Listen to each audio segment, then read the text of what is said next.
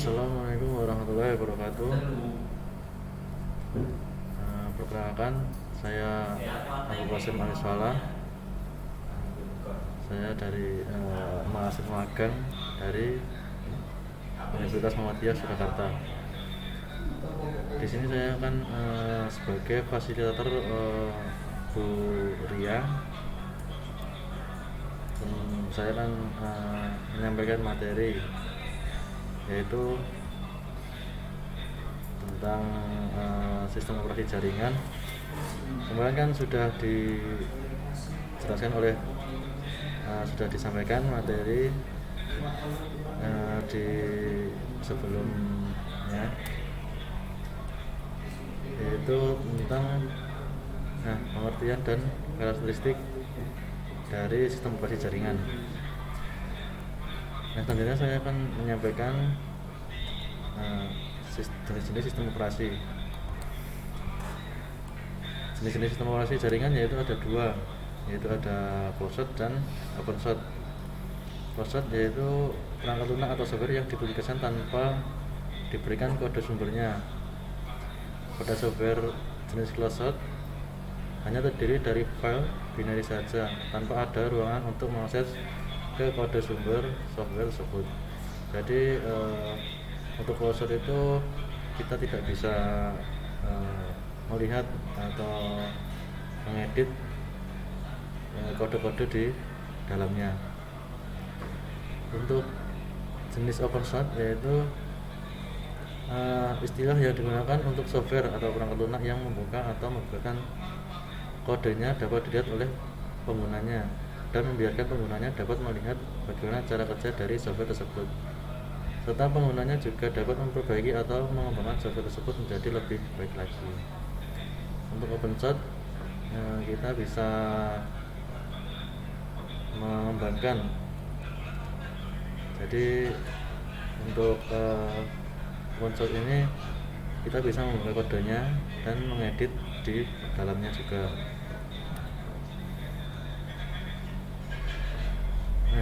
Di sini ada sistem operasi closed, sistem operasi yang kodenya tidak dibuka untuk umum. Pemilik kode tersebut bisa membagikan kodenya melalui lisensi secara gratis maupun dengan berbayar. Kelebihan dan kekurangan dari sistem operasi closed yaitu stabilitas sistem terjamin, alasannya ada penanggung jawab resmi.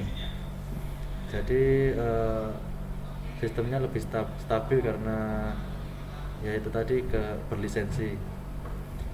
Yang kedua itu support pribadi dari pemilik atau aplikasi program, lebih gampang dipakai, dipelajari dan dipahami. Sedangkan kekurangannya yaitu tidak support khusus atau pribadi dari pembuat atau developer. Yang kedua, celah yang terbuka sanggup dimanfaatkan untuk pengambilan informasi. Ini dia yang sering terjadi di sistem operasi closed, yaitu para hacker itu bisa memanfaatkan celah yang terbuka untuk mengambil informasi di sistem operasi closed ini. Yang selanjutnya yaitu sosialisasi pemakai agak sulit untuk mendapat sertifikasi. Adanya lisensi yang mengharuskan pengguna untuk membayar. Pengembangan terbatas, developer antivirus aplikasi umum tersedia berbayar.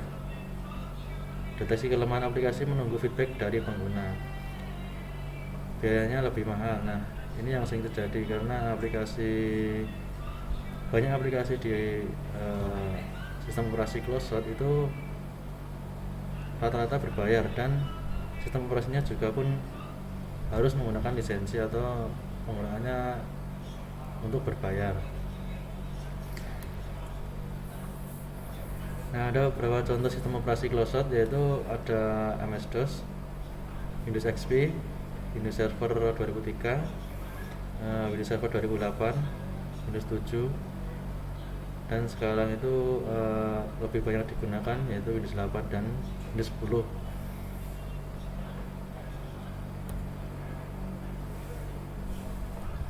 Yang pertama pertama yaitu ada MS-DOS yang dirilis pertama kali tahun 1981, dan seiringnya waktu Microsoft pun memunculkan versi yang lebih crash dari MS-DOS.